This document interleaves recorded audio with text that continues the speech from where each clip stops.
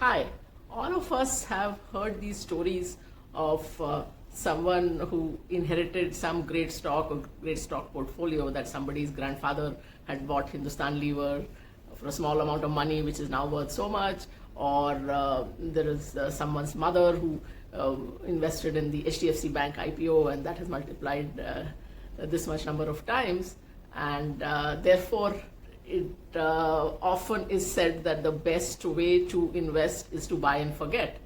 But all of these analyses suffer from survivorship bias. What does that mean? That you are only looking at companies or stocks which have survived till today and actually have done well.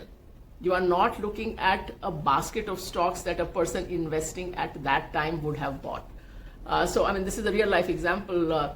Just about a year or two ago, someone came to us and said that my mother has not looked at her stock portfolio in 20 years, then can you have a look and tell her what to do? And that when we looked at the portfolio, it was full of stocks like DSQ Software, NEPC Micron, Penta Media, and so on.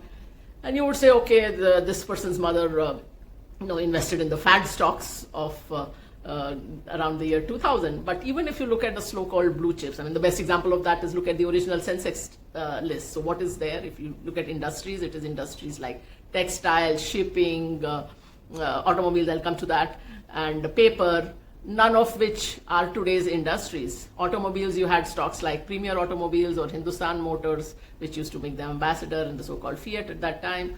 So this is the thing. And also, remember that Sensex stocks were not fly-by-night companies. These were all companies which had been around for decades.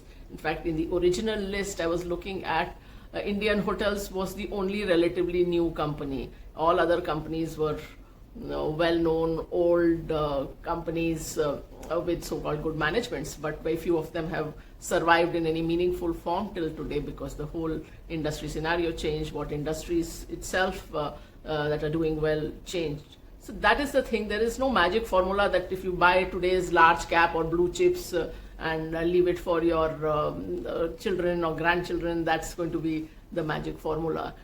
So always, whenever in life, anything you are looking at, whether you're looking at successful investors, again, there is survivorship bias that how many people used that same strategy and failed. Whereas, especially in a risky strategy, it can happen that 95% of the people fail, but the 5% that do well appear to have done very well. Doesn't mean that strategy was a great strategy. So always question, always look at whether you're looking at the whole data or only looking at someone's story out of that data. So I hope that makes you think.